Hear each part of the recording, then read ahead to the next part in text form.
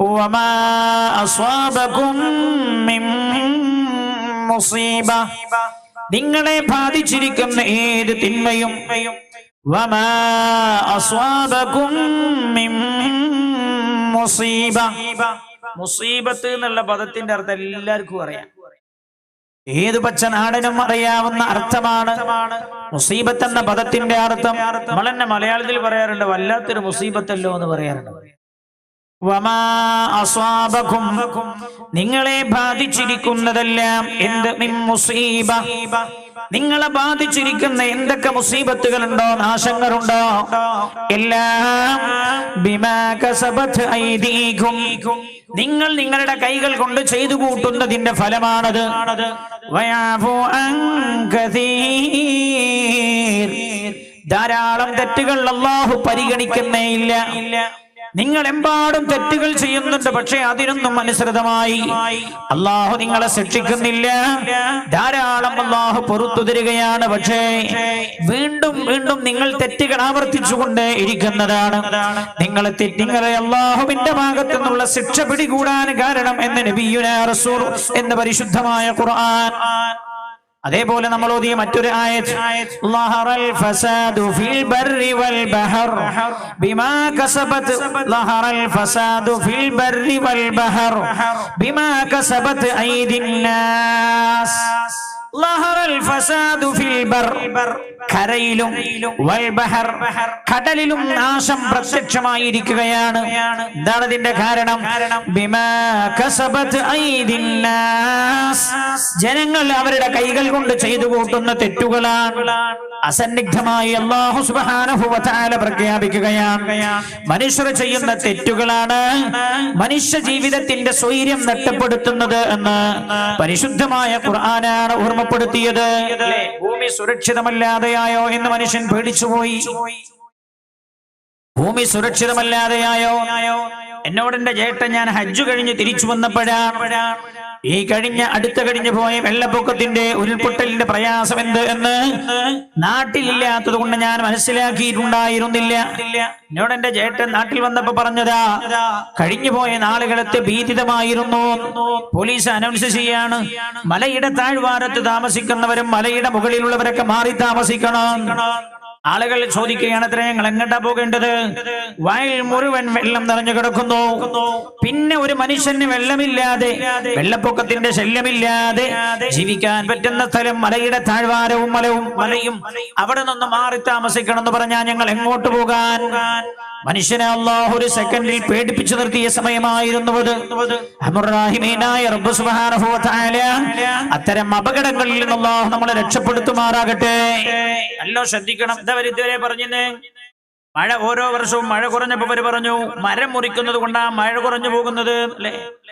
പണ്ട് ഇതേപോലെ നിയമസഭയിൽ മരം മുറിക്കണോണ്ടാ മഴ കുറഞ്ഞതെന്ന് പറഞ്ഞപ്പോ സീതിയാജി പണ്ട് ചോദിച്ചിരുന്നു, അങ്ങനെയാണെങ്കിൽ അറബിക്കടലിൽ മഴ വീണ് മരം ഉള്ളത് കൊണ്ടാണോ? ആളുകളൊക്കെ പരിഹസിച്ച് ചിരിച്ചിരുന്നു. ആളുകൾ പറഞ്ഞു സീതിഹാജി മണ്ടത്തരം പറഞ്ഞതാണ്, സീതിഹാജി മണ്ടത്തരം പറഞ്ഞതാണ്. മരം മുറിക്കുന്നത് കൊണ്ടാണ് മഴ പെയ്യാത്തത് എങ്കിൽ ഈ കൊല്ലം എന്തേ മഴ കൂടിയത്? ഈ കൊല്ലം ഭൂമിയിൽ ആരും കഴിഞ്ഞ വർഷത്തെക്കാളും മരം ഈ കൊല്ലം മുറിച്ചിട്ടുണ്ട്. വെച്ച മരങ്ങളാണെങ്കിലോ, വെച്ചു പിടിപ്പിക്കാൻ തുടങ്ങിയ ചെടികളാണെങ്കിലോ, മരത്തിന്റെ തൈകളാണെങ്കിലോ വളർന്നിട്ട് വൃക്ഷമാകാനുള്ള സമയമായിട്ടില്ല.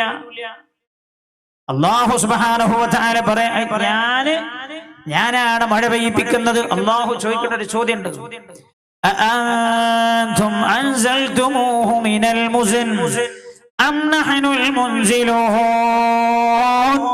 നിങ്ങളാണോ മഴ പെയ്യിപ്പിക്കുന്നത് അതോ നാമാണോ? അല്ലാഹുവിന്റെ ചോദ്യമാണ്. അല്ലാഹു സുബ്ഹാനഹു വ തആല അല്ലാഹു ഉദ്ദേശിക്കുന്ന ഭാഗത്തേക്ക് അല്ലാഹു മഴയെ തിരിച്ചു കൊണ്ടുപോവുകയാണ്. അങ്ങനെ ഇപ്പൊ ഭൗതിക ശാസ്ത്രം ആകാശലോകങ്ങളിൽ വലിയ വെള്ളത്തിന്റെ സമാഹരണം കണ്ടെത്തിയിട്ടുണ്ട് എന്നാണ്. ഭൂമിയുടെ ഏറ്റവും താഴ്ഭാഗത്ത് കോടിക്കണക്കായ വർഷം ഭൂമിയിൽ ജീവൻ ഉണ്ടായാലും ആ ജീവികൾക്ക് മുഴുവൻ ഉപയോഗിച്ചാലും തീരാത്തത്രയും വെള്ളത്തിന്റെ സമാഹരണമുണ്ടത്രേ, സംഭരണിയുണ്ടത്രേ. ശാസ്ത്രപ്പ കണ്ടെത്തിയത്. ഹബീബായ നബിയുനാ റസൂലുള്ളാഹി സ്വല്ലല്ലാഹു അലൈഹി വസല്ലം 14 നൂറ്റാണ്ടും ഈ കാര്യമൊക്കെ സൂചിപ്പിച്ചു പോയിട്ടുണ്ട്. ഞാൻ പറഞ്ഞത് ഈ കൊല്ലം മഴ ധാരാളം പെയ്തു. അതോടൊപ്പം തന്നെ ഉരുൾപൊട്ടലുകൾ ഉണ്ടായി. അപ്പൊ എന്താ കാരണങ്ങളൊന്നും പറയാൻ പറ്റിയിട്ടില്ല. കുറെ പറഞ്ഞു മലകളിൽ നിന്ന് പാറകൾ പൊട്ടിച്ചെടുത്തതാണ്. പാറപ്പ പൊട്ടിക്കാൻ തുടങ്ങിയതാ. പണ്ടേ മനുഷ്യന്മാര് പാറ പൊട്ടിക്കാൻ തുടങ്ങിയിട്ടില്ല. മക്കത്ത് പോയി അങ്ങനെയെങ്കിൽ ഇവിടെ അല്ല ഭൂകമ്പം, ഇവിടെ അല്ല ഉരുൾപൊട്ടലുണ്ടായ മക്കത്താണ്. അങ്ങനെയെങ്കിൽ എവിടെയാണ്? മക്കത്തുള്ള മുഴുവൻ മലയും നീക്കം ചെയ്തുകൊണ്ടിരിക്കുകയാണ്. എന്തൊക്കെ വിഡ്ഢിത്തം പറയാൻ നമ്മളെ കേട്ടിട്ട് സമയന വാത്തായന അതെന്നെ ശരിയെന്നും പറയാം. മഹാനായ നബിയുനാ റസൂലുള്ളാഹി നബി പറഞ്ഞിട്ടുണ്ട്, ഖിയാമത്ത് നാളാവുമ്പോ ആളുകളുടെ ഈമാൻ എടുത്തു പോകാൻ ദജ്ജാൽ വരും. ദജ്ജാൽ വരുന്നതിന് മുമ്പ് കുറെ ദജ്ജാലുണ്ടെന്ന് പറഞ്ഞിട്ടുണ്ട്. ആ ദജ്ജാൽമാരുടെ കൂട്ടത്തിൽ ചില പ്രഖ്യാപനങ്ങളായി കേൾക്കണമൊക്കെ. കൃത്യമായ ഹദീസ് ശ്രദ്ധിക്കൂ നിങ്ങൾ. ഹബീബായ നബിയുനാ റസൂലുള്ളാഹി സല്ലല്ലാഹു അലൈഹി വസല്ലം തങ്ങൾ പറയുകയാണ്, ഉമ്മു സലമ ബിവി റളിയല്ലാഹു അൻഹ ഉദ്ധരിക്കുന്ന ഹദീസാണ്. അന്നഹാ ഖാലത് ഖാല റസൂലുള്ളാഹി സല്ലല്ലാഹു അലൈഹി വസല്ലം ഇദാ ലഹറ സൂഉ ഫിൽ അർദ്. നല്ലോണം കേൾക്കണേ ചെറുപ്പക്കാർ, നല്ലോണം കേൾക്കണം. ചെറുപ്പക്കാരിൽ നല്ലോണം കേൾക്കണം. ഇദാ ലഹറ സൂഉ ഫിൽ അർദ്. സൂ എന്ന് പറഞ്ഞാൽ എന്താ അർത്ഥം അറിയോ? സൂ എന്ന ദുർനടപടി എന്നാണ് ഇതിന്റെ അർത്ഥം. ഇദാ ലഹറ സൂഉ ഫിൽ അർദ്, പുണ്യനബി പറയാൻ, ദുർനടപ്പ് ഭൂമിയിൽ പ്രത്യക്ഷമായി നടക്കാൻ തുടങ്ങിയാൽ, ദുരാചാരങ്ങൾ, തിന്മകൾ, ചീത്തകൾ, തെറ്റുകൾ പരസ്യമായി നടക്കാൻ തുടങ്ങിയാൽ, അൻസലല്ലാഹു ബഅസഹു ബി അഹ്ലിൽ അർദ്, അല്ലാഹു ഭൂമിയിലേക്ക് തന്റെ ശിക്ഷ ഇറക്കാൻ തുടങ്ങും. ഖാലത്ത് ഉമ്മു സലമ ബിവി റളിയല്ലാഹു അൻഹ ചോദിച്ചു, ഖുൽതു യാ റസൂലല്ലാഹ്, അപ്പോൾ ഞാൻ ഹബീബായ റസൂലുള്ളാഹിനോട് ചോദിച്ചു, നബിയേ, വഇൻ കാന ഫീഹിം സ്വാലിഹൂൻ, ആ കാലഘട്ടത്തിൽ സ്വാലിഹീങ്ങളായ ആളുകൾ ജീവിച്ചിരിക്കുന്നുണ്ടെങ്കിലോ? പുണ്യനബി സല്ലല്ലാഹു അലൈഹി വസല്ലം തങ്ങൾ പറഞ്ഞു, വഇൻ കാന ഫീഹിം സ്വാലിഹൂൻ, ഉമ്മു സലമ, സ്വാലിഹീങ്ങൾ ജീവിച്ചിരിക്കുന്നുണ്ടെങ്കിലും ശരി, അല്ലാഹുവിന്റെ ശിക്ഷ ഇറങ്ങും. യുസീബുഹും മാ അസാബന്നാസ്, അല്ലാഹുവിന്റെ അദാബ് ഇറങ്ങുമ്പോ അത് മോശപ്പെട്ട ആളുകളെ മാത്രമല്ല നല്ല ആളുകളെയും ബാധിക്കും. ഉമ്മു സലമ, മുഅ്മിനീങ്ങളെയും ബാധിക്കും. ഉമ്മു സലമ, ثم يرجعون إلى رحمة الله, തെറ്റു ചെയ്ത ആളുകൾ, തെറ്റിന്റെ പേരിൽ അല്ലാഹു ശിക്ഷ ഇറക്കിയവരെ അല്ലാഹു തന്റെ സന്നിധിയിലേക്ക് കൊണ്ടുപോകുമ്പോ മുഅ്മിനീങ്ങളായ ആളുകൾക്കും അല്ലാഹുവിന്റെ അദാബിന്റെ ഭാഗമായുള്ള പ്രയാസങ്ങൾ പിടിപെടാം. പക്ഷേ അവർ അല്ലാഹുവിന്റെ റഹ്മത്തിലേക്കാണ് മടക്കപ്പെടുന്നത് എന്ന് ഹബീബായ നബിയുനാ റസൂലുള്ളാഹി സല്ലല്ലാഹു അലൈഹി വസല്ലം ഇവിടെ പറഞ്ഞ ഒരു അടയാളം എന്താ അറിയോ? നല്ലോ ശ്രദ്ധിക്കണം. എന്താ? ഈ മേഖലകളെല്ലാം പ്രതിസന്ധി വരാനുള്ള കാരണം എന്താ? അള്ളാഹുവിന്റെ ശിക്ഷകൾ അടിക്കടി വരാനുള്ള കാരണം എന്താ? നിങ്ങൾ ആലോചിച്ചിട്ടുണ്ടോ? അടിക്കടി അള്ളാഹുവിന്റെ പരീക്ഷണങ്ങൾ വരാനുള്ള കാരണം, ചെറുപ്പക്കാരെ, പ്രിയമുള്ള പെങ്ങളെ കേട്ടോളൂ, ഇദാ ലഹറ സൂഉ ഫിൽ അർദ്, അല്ലാഹുവിന് ഇഷ്ടമില്ലാത്ത രീതിയിലുള്ള ദുർനടപടികൾ ഭൂമിയിൽ വ്യാപിക്കുന്നതാണ്, പ്രത്യക്ഷമായത് നടക്കുന്നതാണ് അതിന്റെ കാരണമെന്ന് ഹബീബായ നബിയുനാ റസൂലുള്ളാഹി സല്ലല്ലാഹു അലൈഹി വസല്ലം. ഞാൻ ഒറ്റ കാര്യം പറയുങ്ങളോട്, വിശദീകരിക്കാൻ സമയമൊന്നുമില്ല. അധിക ചെറുപ്പക്കാരി മുടി എങ്ങനെ അള്ളാഹു അള്ളാന്റെ റസൂലുള്ളാഹിക്കും ഇഷ്ടപ്പെടാത്ത പോലത്തിലാണ്. ഇവിടുന്ന് ഇങ്ങനെ ചോരണ്ടോ, ഇവിടെ മുടി ഇങ്ങനെ. അതിനാണ് അറബിയിൽ പറയാനുള്ളത് ഖസ് എന്നാ പറയാ. മറ്റേ ഭാഷ എന്താ പറയാ അറിയോ? ക്രോപ്പാക്കാന്ന് പറയാ എന്റെ ഭാഷ. എന്താ, ഞാനൊരു ചെറിയ ഒരു വീട്ടിൽ പോയപ്പോ ഒരു കുട്ടിയുണ്ട്, അവന്റെ മുടിയൊന്നും ഇങ്ങനെ മാറുന്നില്ല, ചെറിയ കുട്ടിയാണ്, 4-5 വയസ്സായിട്ടുള്ളൂ. അപ്പോ പിന്നെ ഞാൻ ചോദിച്ചു, എന്താ മോന് മുടി മാറില്ല എന്ന് ചോദിച്ചപ്പോ മോന്റെ വാപ്പ തന്നെ എന്നോട് പറയാം, എന്താ പറയല്, എന്താ ഫേക്ക് ആക്കാം, എന്താ പറയാ,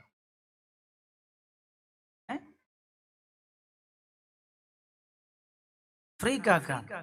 അപ്പൊ ഈ വാപ്പ എന്നെ പറയാം, ഉസ്താദ് അവന്റെ മുടി എപ്പോഴും ഫ്രീക്കാക്കലാ ഭയങ്കര ഇഷ്ടം. നിങ്ങൾക്ക് തോന്നും ചെറിയൊരു സംഗതിയാണ്. അള്ളാന്റെ ഹബീബ് പറയാം, എന്റെ ഉമ്മത്തിലെ ആളുകളുടെയൊക്കെ നടപടി ദുർനടപടിയാകുന്ന കാലം, ദുർനടപടിയാകുന്ന കാലഘട്ടത്തിലാണ് അല്ലാഹുവിന്റെ അദാബ് ഇറങ്ങുക. എല്ലാവരുടെ തലേക്കും നോക്കിയാൽ തോന്നുക ഓന് ജൂതന്മാരെ കൂട്ടത്തിലാണോ എന്ന് തോന്നും. മരിച്ചിട്ട് ഖബറിൽ ആ മുടിയോടുകൂടെ തലയോടുകൂടെ കൊണ്ടുപോയി വെച്ചാൽ മുങ്കർ നകീർ പോലും സംശയിച്ചു പോകുമോ എന്ന് തോന്നാണ് ഇയാൾ ജൂതനാണോ ഒക്കെ പറഞ്ഞാ പറയും. ഇത്ര നിസ്സാരമായ കാര്യം ഇങ്ങനെയൊക്കെ വലുതാക്കി പറയണ്ടോ? നമ്മൾ ഒരു കരാറ് ചെയ്ത ആളുകളാണ് നമ്മൾ. എന്താണ് ആ കരാറ്?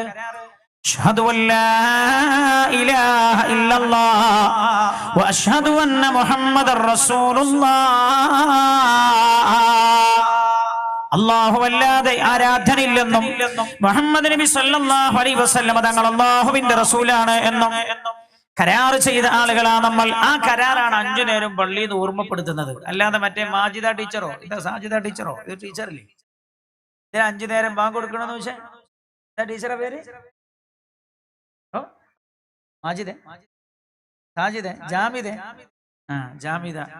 അതിനെ മാറ്റം വരാത്തു. ജാമിദ എന്നുള്ള പദത്തിന്റെ അർത്ഥമായി തന്നെ. എന്തിനാ 5 നേരം ബാങ്ക് കൊടുക്കണത്? പിന്നെയും പിന്നെ ഇങ്ങനെ കൊടുക്കണോ? ഓർമ്മപ്പെടുത്താണ്. അഷ്ഹദു അല്ലാ ഇലാഹ ഇല്ലല്ലാഹ് അഷ്ഹദു അന്ന മുഹമ്മദർ റസൂലുള്ളാഹ്. അല്ലാഹുവേ, നീയാണ് ഈ പ്രപഞ്ചത്തിന്റെ ഉടമസ്ഥനെന്ന് ഞാൻ സമ്മതിച്ചിരിക്കുകയാണ്. നിന്നെ മാത്രമേ ആരാധിക്കാൻ പറ്റുള്ളൂ എന്ന് ഞാൻ സമ്മതിച്ചിട്ടുണ്ട്. അത് ഞാൻ നിന്നെ വഴിപ്പെടേണ്ടത് എങ്ങനെ? എന്റെ ഹബീബ് എങ്ങനെ ജീവിച്ചത് അതേപോലെ ഞാൻ ജീവിച്ചിട്ട് നിന്നെ വഴിപ്പെടും എന്ന് ഞാൻ അംഗീകരിച്ചു, കരാർ ചെയ്തിരിക്കുന്നു എന്നതിനർത്ഥം. അപ്പൊ എന്റെ എല്ലാം റസൂലുള്ളാഹിന്റെ മാതിരി ആവണമെന്ന് സല്ലല്ലാഹു അലൈഹി വസല്ലം. പിന്നെ മുടി മാത്രം അങ്ങനെ ആവാൻ പറ്റൂല. ഹബീബായ മുഹമ്മദ് മുസ്തഫ സല്ലല്ലാഹു അലൈഹി വസല്ലം തങ്ങളുടെ സന്നിധിയിലൂടെ ഒരു കുട്ടി ഇങ്ങനെ നടന്നു പോവാൻ, ഒരു ചെറിയ കുഞ്ഞുമോന, ഓന്റെ മുടി അങ്ങനെ കാണിച്ച് ഇവിടെ പഠിച്ചിട്ടുണ്ട്. ഇവിടെ മുടി ഇങ്ങനെ കുടുമയായി വെച്ചിട്ടുണ്ട്. അള്ളാഹുവിന്റെ ഹബീബ കുഞ്ഞുമോനെ കണ്ടപ്പോ അടുത്തേക്ക് വിളിച്ചിട്ട് പറഞ്ഞു, മോനെ ഇങ്ങ് വാ. ആ മോൻ റസൂലുള്ളാഹിന്റെ അടുത്ത് ചെന്നു. സല്ലല്ലാഹു അലൈഹി വസല്ലം റസൂലുള്ളാഹി മോനോട് പറഞ്ഞു, മോനെ ഇങ്ങനെ മുടി വെക്കരുത്. ഒന്നുകിൽ നീ മുടി മുഴുവനായി മുറിച്ചു കളയണം, അല്ലെങ്കിൽ നീ മുടി തീരെ മുറിക്കാതെ അങ്ങനെ തന്നെ വിട്ടേക്ക്. പകുതി നീ വടിക്കുകയും പകുതി നീ വിട്ടേക്കുകയും ചെയ്യരുത് എന്ന് മഹാനായ നബിയുനാ റസൂലുള്ളാഹി സല്ലല്ലാഹു അലൈഹി വസല്ലം തങ്ങളെ 14 നൂറ്റാണ്ട് മുമ്പ് പറഞ്ഞത്. 14 നൂറ്റാണ്ട് മുമ്പ് കേൾക്കണേ നിങ്ങൾ, മഹാനായ നബിയുനാ റസൂലുള്ളാഹി വെറുതല്ല ഞാൻ ഇത് പറയുന്നത്. ഇതൊരു വലിയ വിഷയമാണ്. ഒരുപാട് മേഖല ഉണ്ട് സംസാരിക്കേണ്ടേ. ഞാനൊന്ന് ഓർമ്മപ്പെടുത്താൻ അതിപ്രധാനമായ ഒരു ഹദീസാണ് ഞാൻ ആമുഖമായി നിങ്ങളെ കേൾപ്പിച്ചത്.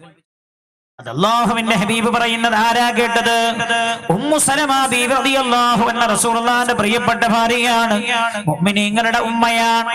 മഹാനായ അബ്ദുല്ലാഹി ഇബ്നു മസ്ഊദ് റളിയല്ലാഹു അൻഹു ഉദ്ധരിക്കുന്ന ഹദീസാണ്. കേട്ടോളൂ.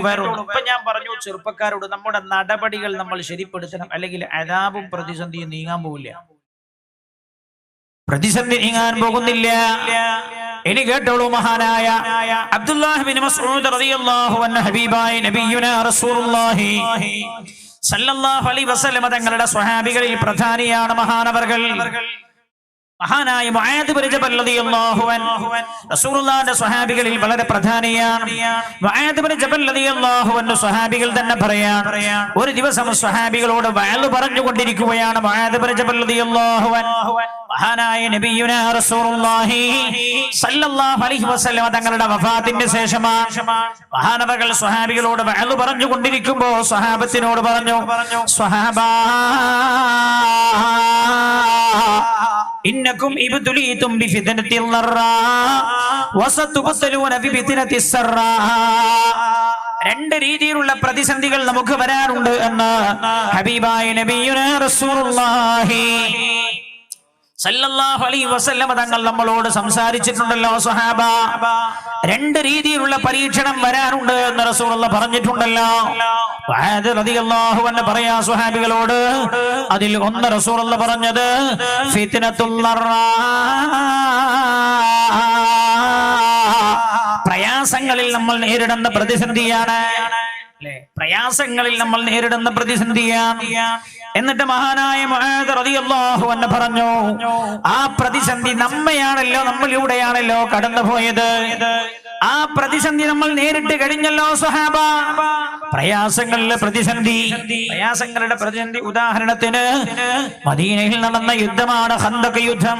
ഖന്തഖ് യുദ്ധം നടന്നപ്പോൾ അറിയോ, മദീന പട്ടിണിയിൽ കഴിയുമ്പോഴാണ് അപ്പൊ മുസ്ലിം ലോകം തന്നെ, മുസ്ലിം സമൂഹം ഒരു പ്രയാസത്തിലൂടെ കടന്നു പോകുമ്പോഴാണ് അവരുടെ മേൽ മറ്റൊരു പ്രതിസന്ധി വന്നു ചേർന്നത്. ഇങ്ങനെയുള്ള പ്രതിസന്ധികൾ സ്വഹാബ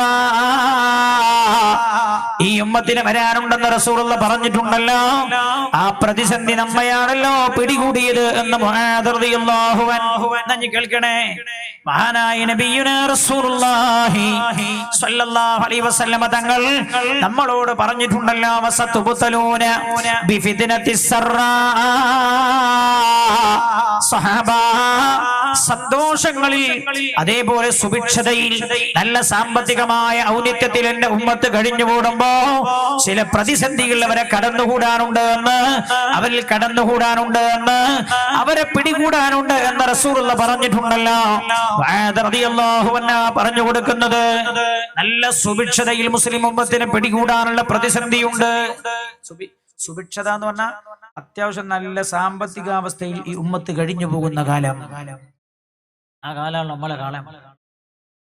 മഹാനായ റസൂലുള്ളാഹി സ്വല്ലല്ലാഹു അലൈഹി വസല്ലം തങ്ങൾ ജീവിച്ച, അല്ലാഹുവിന്റെ ഹബീബ് ജനിച്ച മക്കയും റസൂലുള്ള ജീവിച്ച മദീനയും അത് ഉൾക്കൊള്ളുന്ന രാജ്യം ലോകത്തെ സമ്പന്ന രാജ്യമാണ്. മുസ്ലിം ഉമ്മത്തെല്ലാം അത്യാവശ്യം സാമ്പത്തികമായ ഔന്നിത്യത്തിലുള്ള സമയമാണ്. എല്ലാവരുടെ കയ്യിലും നല്ല പൈസ ഉണ്ട്. ചെറിയ മക്കളെ പോക്കറ്റിൽ പോലും കീശിൽ കൈയിട്ടാ പോലും 2000-ന്റെ 4-5 നോട്ടാ. സാമ്പത്തിക പ്രതിസന്ധി ഇപ്പൊ വന്നത്. അതിന്റെ കാരണം എന്തെന്ന് ഹദീസിലുണ്ട്, അത് പറയാൻ സമയമില്ല. പക്ഷേ നല്ല സാമ്പത്തികമായ ഒരു അഭിവൃദ്ധി നമുക്ക് വന്ന സമയത്താണല്ലോ അള്ളാഹു നമ്മളെ ഭയപ്പെടുത്തിയത്. അള്ളാഹു നമ്മെ ഭയപ്പെടുത്തി. സൗദി അറേബ്യയിൽ നിന്നൊക്കെ ആളുകൾ കയറി പോരാൻ തുടങ്ങി. ഞാൻ കഴിഞ്ഞ തവണ ഹജ്ജിന് പോയപ്പോ ജിദ്ദയിലെ ഷറഫിയയിൽ പോയി. വെള്ളിയാഴ്ച ഷറഫിയെ പോയാൽ കാലുകുത്താൻ സ്ഥലം ഉണ്ടാവില്ല എന്നാ പറയാ. ഷറഫിയ ഒഴിഞ്ഞു കിടക്കുക, കടകൾ അടഞ്ഞു കിടക്കുന്നു, അടച്ചു പൂട്ടിപ്പോയതാണ് ആളുകൾ. അള്ളാഹു വരുത്തി വെച്ചൊരു പ്രതിസന്ധിയാണ്. സന്തോഷത്തിൽ എന്റെ ഉമ്മത്ത് കഴിയുമ്പോൾ അവരെ പിടികൂടുന്ന പ്രതിസന്ധിയുണ്ട് എന്ന് മുഹമ്മദ് മുസ്തഫ. ഞാൻ ചോദിക്കട്ടെ, വല്ല സമാധാനവും ഇമ്മത്തിനുണ്ടോ? ബാംഗ്ലൂരിൽ ഞാൻ പോയപ്പോ അവിടെ പ്രമുഖനായ ഒരു മുസ്ലിം കച്ചവടക്കാരൻ എന്നോട് പറഞ്ഞു, ഉസ്താദേ സംഗതിയൊക്കെ അവസാനിച്ചിരിക്കുകയാണ്, ഇനി കച്ചവടം ചെയ്യാനൊന്നും കഴിയില്ല, ഭയങ്കര പ്രതിസന്ധിയാണ്. വലിയൊരു കച്ചവടക്കാരനാ പറഞ്ഞത്. ഇന്നലെ കണ്ടങ്ങൾ മൻമോഹൻ സിംഗിന്റെ ഒരു പ്രസ്താവന ഉണ്ട്, നോട്ട് ഞാൻ രാഷ്ട്രീയം പറയില്ല, നോട്ട് നിരോധനത്തിന്റെ പ്രത്യാഘാതം ഇനി അനുഭവിക്കാൻ പോകുന്നേ ഉള്ളൂ എന്ന്. നമ്മുടെ രാജ്യത്ത് മാത്രമല്ല ഈ പ്രതിസന്ധി, ലോകത്തെല്ലാ സ്ഥലങ്ങളിലുമുണ്ട്. മുസ്ലിം ഉമ്മത്തിനെ ഈ പ്രതിസന്ധി പിടികൂടുന്നത് എപ്പോഴാണ്? അല്ലാഹുവിന്റെ ഹബീബ് നബിയുനാ റസൂലുള്ളാഹി സ്വല്ലല്ലാഹു അലൈഹി വസല്ലം തങ്ങളുടെ പ്രിയപ്പെട്ട സ്വഹാബി മുആദ് റളിയല്ലാഹു അൻഹു ഈ ഹദീസ് പറഞ്ഞപ്പോൾ സ്വഹാബികൾ ചോദിച്ചു, ഖാലോ വമാ ഫിത്നത്തുസ് സറാ.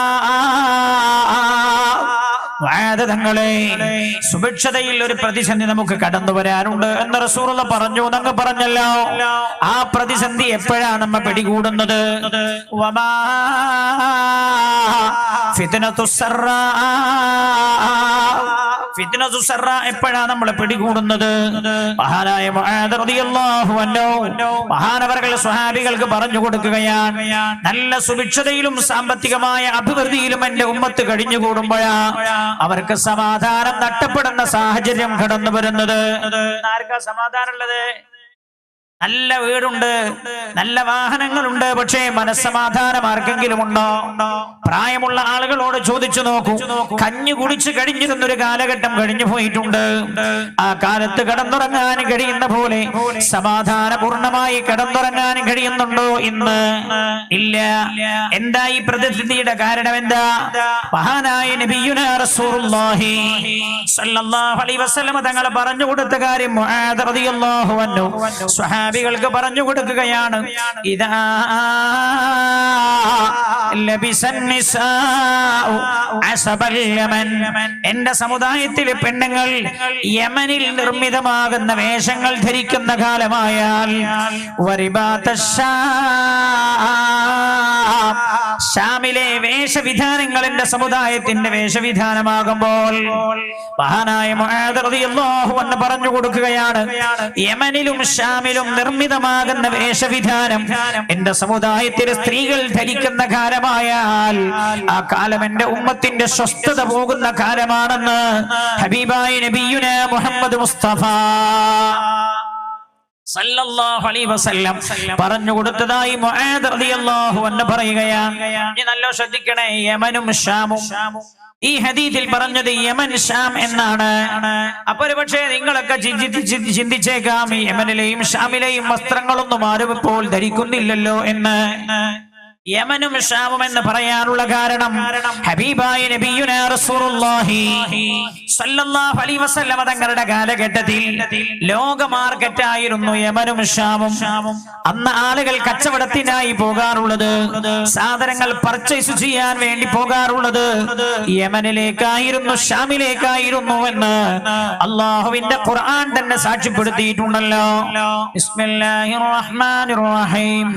ലീലാഫി قريش إيلافهم رحلة الشتاء والصيف فليعبدوا رب هذا البيت الذي أطعمهم من جوع وآمنهم من خوف لإيلاف قريش إيلافهم رحلة الشتاء والصيف. അറബികൾ 2 യാത്രകൾ നടത്താറുണ്ടായിരുന്നു എന്ന് ഖുർആൻ. ഒന്ന് ഉഷ്ണകാലത്തും മറ്റൊന്ന് ശൈത്യകാലത്തും. ഒന്ന് യമനിലേക്ക്, മറ്റൊന്ന് ഷാമിലേക്ക്. എന്തിനായിരുന്നു അവർ യമനിലും ഷാമിലും പോയിരുന്നത്? അറേബ്യ, മക്കയടക്കമുള്ള പ്രദേശം മരുഭൂമിയാണല്ലോ. അവിടെ സാധനങ്ങളൊന്നും മുളച്ചുണ്ടാവുകയില്ലല്ലോ. അവർക്ക് ആവശ്യമായ സാധനങ്ങളൊക്കെ പർച്ചേസ് ചെയ്ത് വാങ്ങാൻ കച്ചവടക്കാർ ലോക മാർക്കറ്റായി എന്ന് സമീപിക്കാറുണ്ടായിരുന്നത് യമനിനെയും ഷാമിനെയുമാണ്.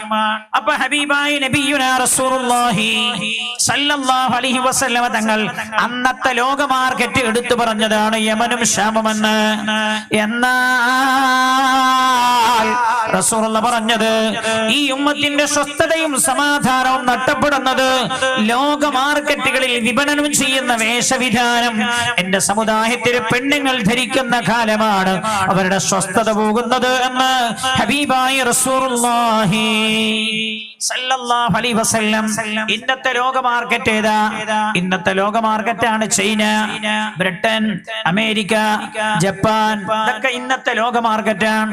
റസൂലുള്ളാഹി പറഞ്ഞതിന്റെ അർത്ഥം എന്താണ്?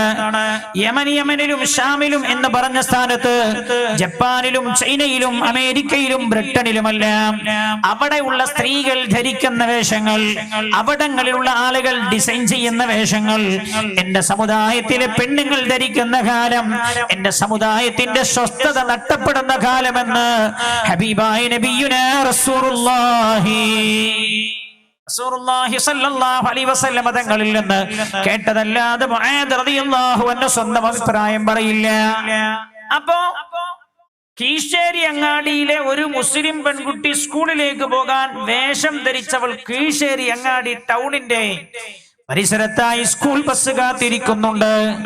ആ പെൺകുട്ടിയെ കണ്ടാൽ ബ്രിട്ടനിലെ തെരുവിൽ സ്കൂളിലേക്ക് പോകാൻ കാത്തിരിക്കുന്ന പെൺകുട്ടിയുടെ വേഷവും കീശേരി അങ്ങാടിയിലെ പെൺകുട്ടിയുടെ, മുസ്ലിം പെൺകുട്ടിയുടെ വേഷവും ഒരേപോലെയായി മാറുന്ന കാലം എന്റെ സമുദായത്തിന്റെ സ്വസ്ഥത പോകുന്ന കാലമെന്ന് ഹബീബായ നബിയുനാ റസൂലുള്ളാഹി സല്ലല്ലാഹു അലൈഹി വസല്ലം. ഒരുപാട് ഹദീസിന്റെ വിഷയമായി പറയാൻ, പക്ഷേ ഞാൻ ഏറ്റവും പ്രധാനമായ 1-2 ഹദീസുകളെ പറയാൻ സമയമുള്ളൂ.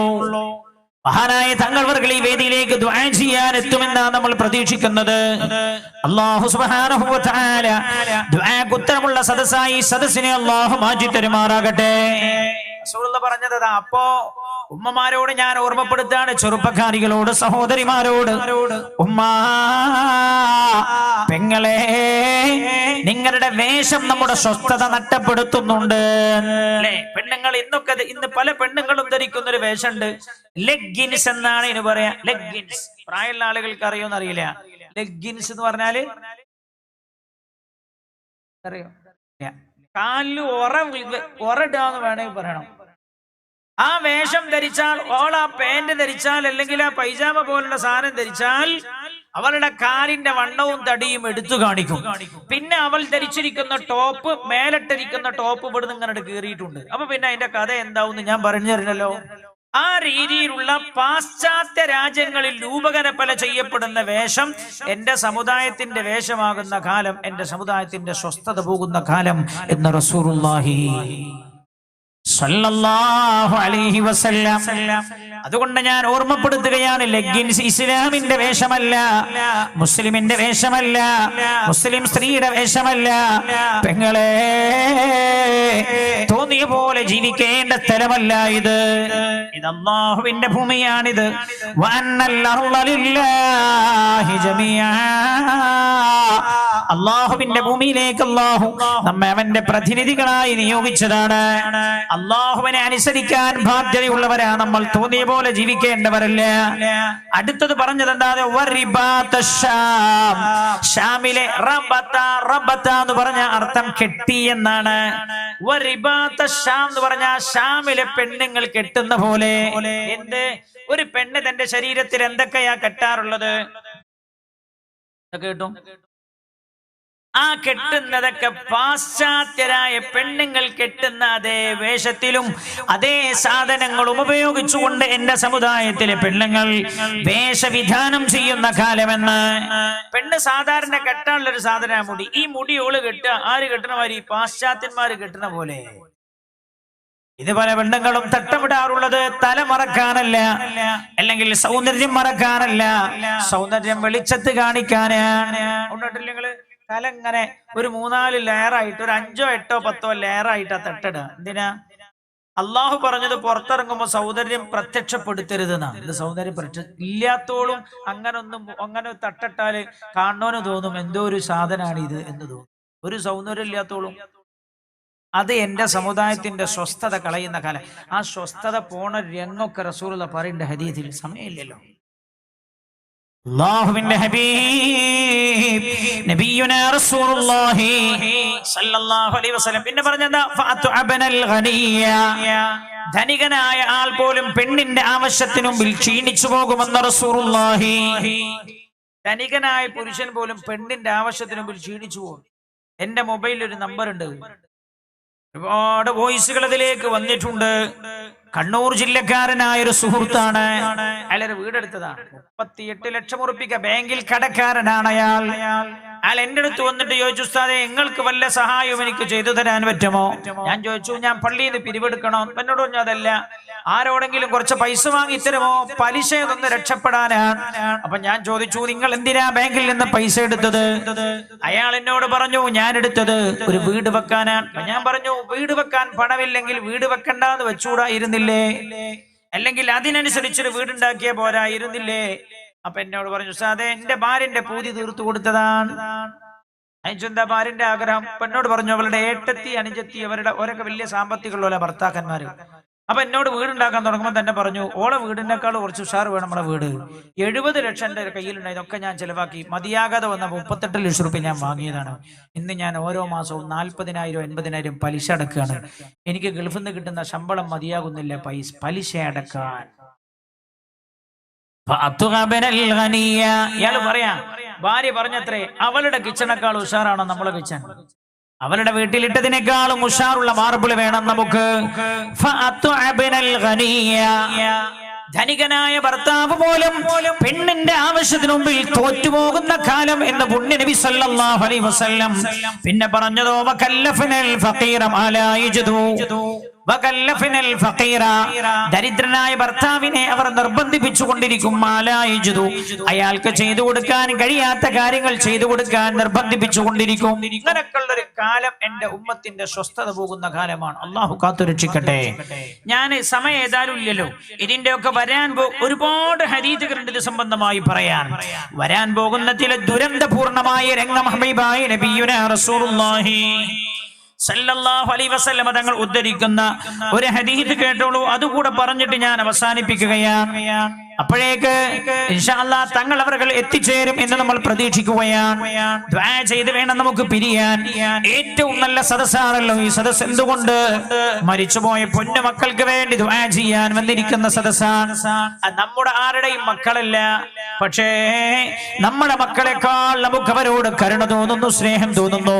എന്റെ ജീവിതത്തിന്റെ ചെറിയ പ്രായത്തിലെ വെള്ളം കുടിച്ചു മരിക്കേണ്ടി വന്ന മക്കളാ, അതോർത്ത് നമ്മുടെ ഹൃദയവും വേദനിക്കുകയാണ്. ആ പൊന്നു മക്കൾക്ക് ദുആ ചെയ്യാനും അവരുടെ മാതാപിതാക്കൾക്ക് റബ്ബേ സമാധാനം നൽകണേ എന്ന് ദുആ ചെയ്യാനുമാണല്ലോ ഈ സദസ്സ് ഒരുമിച്ച് ചേർന്നത്. പിന്നെയോ ആ കൂട്ടത്തിൽ നമ്മുടെ എല്ലാ മാതാപിതാക്കൾക്ക് ദുആ ചെയ്യാൻ, വാപ്പാക്കും ഉമ്മാക്കും ദുആ ചെയ്യാത്ത ഒരു ദുആയും അല്ലാഹു ഖബൂൽ ചെയ്യില്ല എന്ന് മഹാന്മാർ രേഖപ്പെടുത്തിയത് കാണാൻ കഴിയും. മാത്രമല്ല വാപ്പാക്കും ഉമ്മാക്കും ദുആ ചെയ്യണേ എന്ന് അല്ലാഹു പഠിപ്പിക്കുക മാത്രമല്ല, ആ ദുആ ചെയ്യേണ്ട വാക്ക് പോലും അല്ലാഹു ആകാശത്തു നിന്ന് ഭൂമിയിലേക്ക് ജിബ്രീൽ അലൈഹിസ്സലാമിനെ പറഞ്ഞയച്ചു പഠിപ്പിച്ചതാണ്. വഖുർ റബ്ബിർഹംഹുമാ കമാ റബ്ബയാനി സഗീറാ. ഒരാൾ ആകാശത്തിന് ചുവട്ടിൽ വെച്ച് ചെയ്യുന്ന ദുആയിൽ രാജാതിരാജനായ റബ്ബിനെ ഏറ്റവും ഇഷ്ടപ്പെട്ട ദുആയാണ് അയാൾ അയാളുടെ മാതാപിതാക്കൾക്ക് വേണ്ടി ചെയ്യുന്ന ദുആ. അല്ലേ? മഹാനായ നബിയുനാ റസൂലുള്ളാഹി സ്വല്ലല്ലാഹു അലൈഹി വസല്ലം തങ്ങളെ കാണാതെ മരിച്ചുപോയൊരു മഹാനുണ്ട് ചരിത്രത്തിൽ. പുണ്യനബി ആ മഹാനെ കുറിച്ച് സ്വഹാബികളോട് പറഞ്ഞിട്ടുണ്ട്. റസൂലുള്ളാഹി മദീനയിൽ ജീവിച്ചിരിക്കുമ്പോൾ ആ മഹാൻ യമനിൽ ജീവിച്ചിരിക്കുന്നുണ്ടായിരുന്നു. ആ മഹാന്റെ പേരാ ഉവൈസുൽ ഖർനി റളിയല്ലാഹു അൻഹു. അതുകൊണ്ട് വാപ്പാക്കും ഉമ്മാക്കും ആമീൻ ചൊല്ലി വേണം നമുക്ക് എഴുന്നേറ്റ് പോകാൻ. അല്ലാഹു നമ്മുടെ സദസ്സ് ദുആക്ക് ഉത്തരമുള്ള സദസ്സാക്കി തരട്ടെ. ഉവൈസുൽ ഖർനി എന്നാണല്ലോ മഹാന്റെ പേര്. പുണ്യനബി മദീനത്തുണ്ടായിരുന്നപ്പോ ഉവൈസുൽ ഖർനി യമനിലുണ്ട്. ആ രണ്ട് നാടും നമ്മൾ ഏകദേശം ഒക്കെ അടുത്ത നാടാണ്. യമനിൽ നിന്ന് എത്രയോ ആളുകൾ മദീനയിൽ വരാനുണ്ട്. ഉവൈസും വരാനുറങ്ങിയല്ലോ. അള്ളാഹുവിന്റെ ഹബീബിനെ കാണാനുള്ള അതിയായ ആഗ്രഹം ഉവൈസിന്റെ ഖൽബിലുണ്ട്. ഉവൈസിന്റെ പക്ഷേ പ്രായമായ ഉമ്മയുണ്ട്. ഉവൈസ് ഉമ്മയോട് ചോദിച്ചു, ഉമ്മ ഞാനൊന്ന് റസൂലുള്ളാഹിനെ കണ്ടുവന്നോട്ടെയോ ഉമ്മ എന്ന്. മകനെ പറഞ്ഞേക്കാൻ ഉമ്മാക്ക് ആഗ്രഹമില്ലാത്തത് കൊണ്ടല്ല, അവശയാണ് ഉമ്മ, വൃദ്ധയാണ് ഉമ്മ, രോഗിയാണ് ഉമ്മ. ഉവൈസിന്റെ ഉമ്മ ചോദിച്ചു, മോനെ മോൻ പോയാൽ പിന്നെ ഉമ്മയുടെ കാര്യം ശ്രദ്ധിക്കാൻ ആരെന്ന് ഉമ്മ ചോദിച്ചതാണ്. പിന്നെ മകൻ ഉമ്മയോട് സമ്മതം ചോദിച്ചിട്ടില്ല. അള്ളാന്റെ ഹബീബ് പറഞ്ഞു, ഉവൈസിനെ എന്നെ കാണാൻ കഴിയില്ല, എനിക്ക് ഉവൈസിനെയും കാണാൻ കഴിയില്ല. സഹാബ, അതിന് തടസ്സമായി നിൽക്കുന്നത് ഉവൈസിന്റെ വൃദ്ധയായ മാതാവാണ്. പക്ഷേ എന്റെ വഫാത്തിന് ശേഷം ഉവൈസ് മദീനയിൽ വരും. സ്വഹാബാ, ഉവൈസിനെ നിങ്ങൾക്ക് ആർക്കെങ്കിലും കാണാനുള്ള ഭാഗ്യമുണ്ടായാൽ ഉവൈസിനോട് നിങ്ങൾ ദുആ ചെയ്യിപ്പിച്ചോളൂ. ഉവൈസ് ദുആക്ക് ഉത്തരമുള്ള ആളാണെന്ന് നബിയുനാ റസൂലുള്ളാഹി സല്ലല്ലാഹു അലൈഹി വസല്ലം ആ ഉവൈസിന്റെ ക്വാളിറ്റിയായി എടുത്തു പറഞ്ഞത് തന്റെ മാതാവിന്റെ കാലിന്റെ ചുവട്ടിൽ നിന്ന ആളാണ് ഉവൈസ് റളിയല്ലാഹു അൻഹു. തന്റെ മാതാവിന്റെ സംരക്ഷണം ഒരുക്കി നിന്ന ആളാണ് ഉവൈസ്. തന്റെ മാതാവിന്റെ പൊരുത്തം കാംക്ഷിച്ചു നിന്ന ആളാണ് ഉവൈസ്. ഞാൻ പറയുന്നു, റബ്ബിനെ ഏറ്റവും ഇഷ്ടപ്പെട്ട ഒരു സദസ്സാണ്. എന്തൊക്കെയാ പ്രതിസന്ധി കടന്നു വരാനുള്ളത്? മഹാനായ നബിയുനാ റസൂലുള്ളാഹി സ്വല്ലല്ലാഹു അലൈഹി വസല്ലം നമ്മൾ ചെയ്യുന്ന ഒരുപാട് തെറ്റിന്റെ അടുത്ത് പറയാൻ നബി വേറെ ഹദീസിൽ പറയുന്നുണ്ട്, വ്യഭിചാരം വ്യാപകമായും പ്രത്യക്ഷമായും നടക്കാൻ തുടങ്ങിയാൽ, അതൊരു വിഷയമില്ലാതെയായി മാറുന്ന കാലമായാൽ, സ്വന്തം വാപ്പയോട് പോലും മക്കള് പറയാ, വാപ്പേ എനിക്ക് നിങ്ങൾ ഭർത്താവിനെ അന്വേഷിക്കേണ്ട, 6 കൊല്ലമായി ഞാനൊരു ചെറുപ്പക്കാരനുമായി പ്രേമത്തിലാണ്, ഞാൻ അയാളെ ഇല്ലാതെ വേറൊരാളെയും വിവാഹം കഴിക്കില്ല. മഹാനായ നബിയുനാ റസൂലുള്ളാഹി സ്വല്ലല്ലാഹു അലൈഹി വസല്ലം തങ്ങൾ പറയുകയാണ്, തഅതി ബഅദി അർബഉ ഫിതൻ, എന്റെ കാലശേഷം നിങ്ങൾക്ക് 4 രീതിയിലുള്ള പ്രതിസന്ധികൾ വരാറുണ്ട്.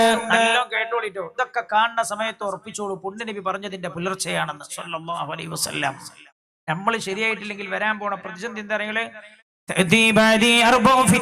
എന്റെ കാലശേഷം 4 നാശം നിങ്ങൾക്ക് വരാനുണ്ട്.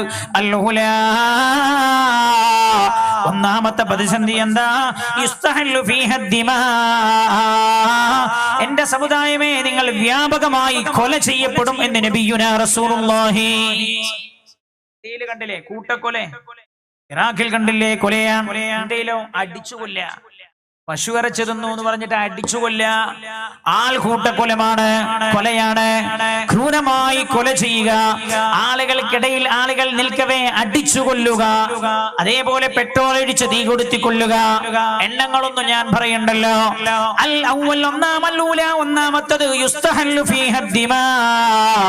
എന്റെ സമുദായം വ്യാപകമായി കൊല ചെയ്യപ്പെടുമെന്ന് നബിയുനാ റസൂലുള്ളാഹി സല്ലല്ലാഹു അലൈഹി വസല്ലം. രണ്ടാമത്തത് വ്യാപകമായ കൊലപാതകം ഉണ്ടാവും. എന്റെ സമുദായത്തെ സാമ്പത്തികമായി ക്ഷീണിപ്പിക്കാനുള്ള പ്രവണതകൾ ഉണ്ടാകുമെന്ന് നബിയുനാ റസൂലുള്ളാഹി. മണ്ടില്ലണ്ടോ? ഇന്നത്തെ പത്രത്തിൽ നിങ്ങൾ വായിച്ചോ? ക്രൂരമായി ബാലഭംഗപ്പെടുത്തു കൊല ചെയ്യപ്പെട്ട കുട്ടിയുടെ പേരിൽ ആ കുടുംബത്തെ രക്ഷപ്പെടുത്താൻ വേണ്ടി തുടങ്ങിയ അക്കൗണ്ട് മരവിപ്പിച്ചു. എന്റെ പേരിൽ എന്റെ സമുദായത്തെ സാമ്പത്തികമായി ക്ഷീണിപ്പിക്കാനും അവരെ അയോഗ്യരാക്കാനും അവരെ അരക്ഷിതാവസ്ഥയിൽ നിർത്താനുമുള്ള ശ്രമമുണ്ടാകും. 2019 ഇലക്ഷൻ ഏത് രീതിയിൽ പോകുന്ന അറിയില്ല. അള്ളാഹു സലാമത്താക്കി തരട്ടെ. നല്ല കരഞ്ഞ് ദുആ ചെയ്തോളൂ, റബ്ബിലേക്ക് തൗബ ചെയ്ത് മടങ്ങിക്കോളൂ. ഒരുപക്ഷെ മഹാഭൂരിപക്ഷം ഇന്ന് ഭരിക്കുന്നവർ നേടിക്കഴിഞ്ഞാൽ മുസൽമാന്റെ പൗരത്വം പോലും കട്ട് ചെയ്യപ്പെടുമോ എന്ന് ഭയപ്പെടേണ്ടിയിരിക്കുകയാണ്. അതുകൊണ്ട് പ്രിയമുള്ള മുസ്ലിമെ, ഇലക്ഷൻ വരാൻ പോവാണ്. നീ മുസ്ലിം മത്സരിക്കുന്നോട് തന്നെ പിന്നെ പോയി മത്സരിക്കല്ലേ. ഇസ്ലാമിനെ മുസ്ലിമിനെ രക്ഷപ്പെടുത്താണ്ടാക്കിയ പാർട്ടിയാ. ഓൻ പോയി മത്സരിക്കണേ, മുസ്ലിം മത്സരിക്കണോട് പോയി അവന് മത്സരിക്കാം. അള്ളാഹു സലാമത്താക്കട്ടെ. സമയമില്ലല്ലോ പറയാൻ. അതുകൊണ്ട് എന്റെ സഹോദരങ്ങളെ, ഐക്യപ്പെടണേ എന്ന് ഒരു രാഷ്ട്രീയ പ്രഭാഷണമല്ല ഞാൻ നടത്തുന്നത്. നിങ്ങളോട് ഒരുമിക്കണേ എന്ന് ഹൃദയവേദനയോടെ ഓർമ്മപ്പെടുത്തുകയാണ് ഞാൻ. സമുദായത്തിന്റെ പേര് പറഞ്ഞുണ്ടായ പാർട്ടികളൊക്കെ മത്സരിക്കുന്നത് സമുദായത്തിനെതിരായി. സമുദായമേ, ഇനി പള്ളിയുടെ പേരിൽ അടികൂടല്ലേ, ഇനി പള്ളിയുടെ പേരിൽ നിങ്ങൾ തർക്ക വിതർക്കങ്ങൾ ഉണ്ടാക്കല്ലേ. ഈ സമുദായത്തെ നോക്കി മറ്റുള്ളവർ ചിരിക്കുന്നത് കാണാനും പറയുന്നത് കേൾക്കാനും കഴിയാതെയായി പോയ കാലമാണ്. മൂന്നാമത് വരാൻ പോകുന്ന രംഗം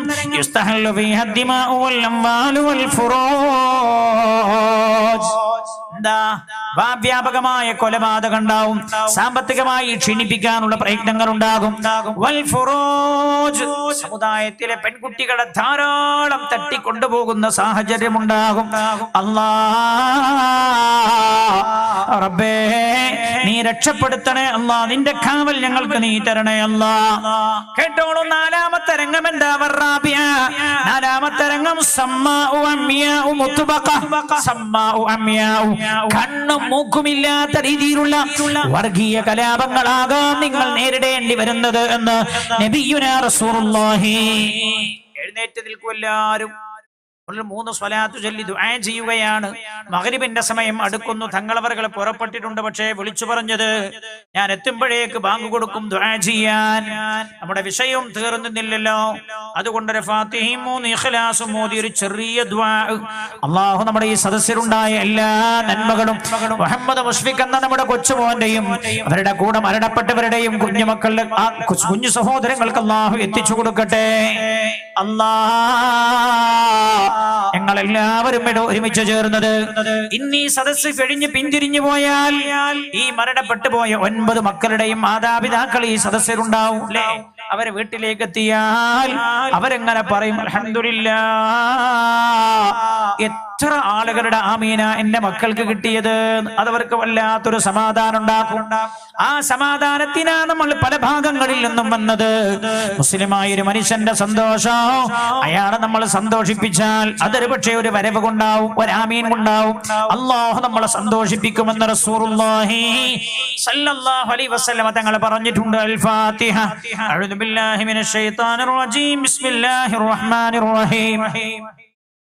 الحمد لله رب العالمين الرحمن الرحيم مالك يوم الدين إياك نعبد وإياك نستعين اهدنا الصراط المستقيم صراط الذين أنعمت عليهم غير المغضوب عليهم ولا الضالين آمين بسم الله الرحمن الرحيم قل هو الله أحد الله الصمد لم يلد ولم يولد ولم يكن له كفوا أحد بسم الله الرحمن الرحيم قل هو الله أحد الله الصمد لم يلد ولم يولد ولم يكن له كفوا أحد بسم الله الرحمن الرحيم قل هو الله أحد الله الصمد لم يلد ولم يولد ولم يكن له كفوا أحد بسم الله الرحمن الرحيم قل أعوذ برب الفلق من شر ما خلق ومن شر غاسق إذا وقب ومن شر النفاثات في العقد ومن شر حاسد إذا حسد بسم الله الرحمن الرحيم قل أعوذ برب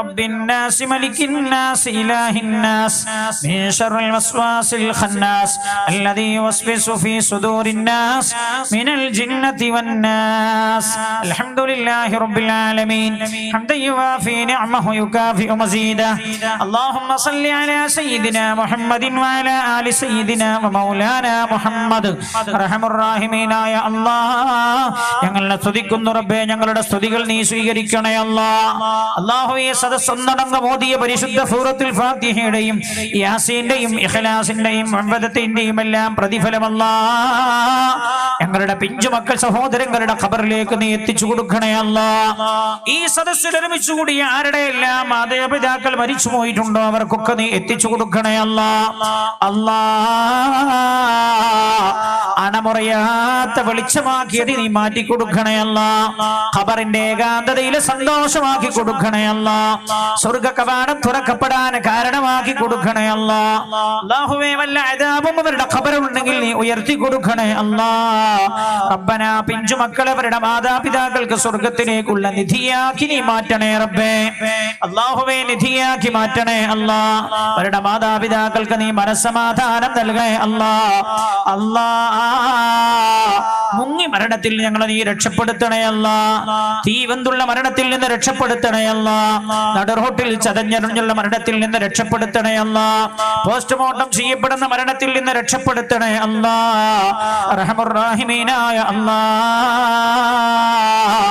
ഞങ്ങളെ ഒരുമിച്ച് ചേർന്ന പോലെ ഈ റബീഉൽ അവ്വലിന്റെ ദിനത്തിൽ ഒന്നിച്ചു ചേർന്ന പോലെ ഹബീബായ നബിയുനാ റസൂലുള്ളാഹി സല്ലല്ലാഹു അലൈഹി വസല്ലം തങ്ങളോടൊപ്പം സ്വർഗ്ഗലോകത്ത് ഒരുമിച്ച് ചേരാൻ ഞങ്ങളുടെ ഈ സംഗമം നീ കാരണമാക്കണേ ഇത് വിജയിക്കുന്നതിന്റെ പിന്നിൽ പ്രവർത്തിച്ചവർക്കൊക്കെ നീ മഹത്തരമായ പ്രതിഫലം നൽകണേ റബ്ബേ അല്ലാഹുവേ ഞങ്ങളുടെ മക്കളെ സ്വാലിഹീങ്ങളാക്കണേ സ്വാലിഹീങ്ങളാക്കണേ റബ്ബേ രണ്ട് ലോകത്തും ഞങ്ങൾക്ക് ഉപകാരപ്പെടുന്ന മക്കളാക്കണേ ഞങ്ങളെ കരയിപ്പിക്കുന്ന മക്കളാക്കല്ല റബ്ബേ കുത്തുവാക്ക് പറഞ്ഞു വേദനിപ്പിക്കുന്ന മക്കളാക്കല്ല റബ്ബേ അല്ലാഹുവേ രാജ്യത്തെ മുഴുവൻ മതജന വിഭാഗങ്ങളോടും കരുണ ചെയ്യുന്നവരെ നീ അധികാരത്തിൽ കൊണ്ടുവരണേ വർഗീയമായി രാജ്യത്തെ വെട്ടിമുറിക്കാൻ ഉദ്ദേശിക്കുന്നവരെ നീ തൂത്തെറിയണേ നീ പരാജയപ്പെടുത്തണേ അത്തിപ്പറ്റ ഉസ്താദിന്റെ രോഗം നീ സുഖപ്പെടുത്തണേ വാവാട് ഉസ്താദിന്റെ രോഗം നീ സുഖപ്പെടുത്തണേ ഞങ്ങളുടെ ഉസ്താദുമാർക്ക് ആഫിയത്ത് നൽകണേ അവരുടെ ക്ഷീണങ്ങളൊക്കെ നീ മാറ്റിക്കൊടുക്കണേ ഞങ്ങളിലെ രോഗികളെയും നീ സുഖപ്പെടുത്തണേ റബ്ബനാ തഖബ്ബൽ മിന്നാ ഇന്നക അൻതസ് സമീഉൽ അലീം വതുബ് അലൈനാ ഇന്നക അൻതത് തവ്വാബുർ റഹീം ആമീൻ ബിറഹ്മതിക യാ അർഹമർ റഹീമീൻ വസല്ലല്ലാഹു തആല വസല്ലമ അലാ ഖൈരി ഖൽഖിഹി സയ്യിദിനാ മുഹമ്മദിൻ വഅലാ ആലിഹി വസഹ്ബിഹി അജ്മഈൻ സുബ്ഹാന റബ്ബിക റബ്ബിൽ ഇസ്സതി അമ്മാ യസിഫൂൻ വസലാമുൻ അലൽ മുർസലീൻ അൽഹംദുലില്ലാഹി റബ്ബിൽ ആലമീൻ.